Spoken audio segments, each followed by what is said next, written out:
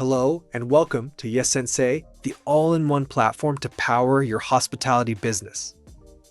In this video, we'll walk through how pricing works in Sensei, including product prices, dining prices, size-based pricing, modifiers, and how to override prices on the menu level. By the end of this tutorial, you'll understand how to set up flexible pricing that fits your business and works seamlessly across different order types. Let's start with the product list. When you open the product list, you will see a default price for each item. This is the base price that applies everywhere, unless it has been overridden. If I open the product details, you'll notice that there are two prices, the regular price and the dining price. The dining price is used only for dining orders. If a dining price is not set, Sensei will automatically fall back to the regular price. The regular price applies to all other order types, including takeaway and delivery. Sensei also supports size-based pricing, which is particularly helpful for items like wine. For example, you can sell the same wine by the glass or by the bottle. Each size can have its own name, such as small or large, or, in this case, glass and bottle, along with a regular price and a dining price. If inventory consumption is enabled, you can also define which inventory unit is consumed. For example, selling a glass may consume one glass unit, while selling a bottle may consume one bottle unit. Prices are shared, which means that if the same product is used in multiple menus, updating the product price will automatically update all menu items that use it. This is especially helpful when you want consistent pricing across menus. You can also adjust prices using modifiers. A common example is milk selection for coffee. Let's say we create a milk type modifier.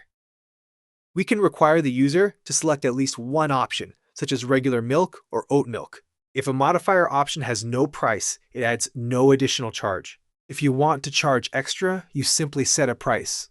For example, selecting oat milk might add £1.50 to each coffee item.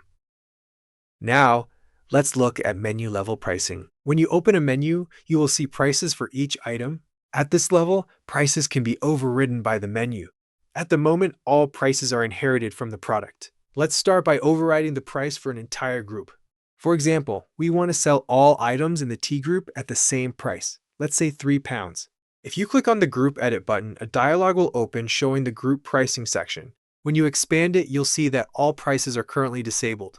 This means the prices are not being overridden by the group yet. When the switch is enabled, the price field becomes active and can be updated, for example, to £3.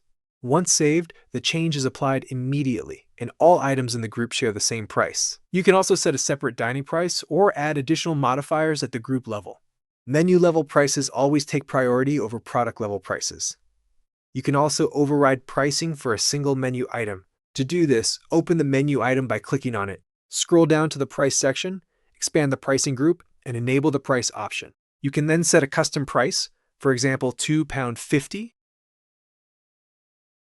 This is useful when a single item needs to be priced differently from the rest of the group. It is also helpful when you want to place the same product in a different type of group and sell it at a different price.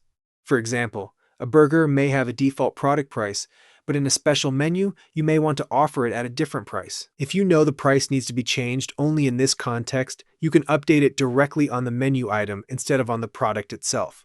You can also configure size or weight-based pricing directly on the menu item. In many cases, this is the most flexible approach. When a price change is needed only in this context, it can be updated directly on the menu item rather than on the product itself. Size or weight-based pricing can also be configured directly at the menu item level. In many cases, this provides the most flexible approach. Once pricing changes are complete, the final step is simple: publish the menu. That's it. The updated prices are now live.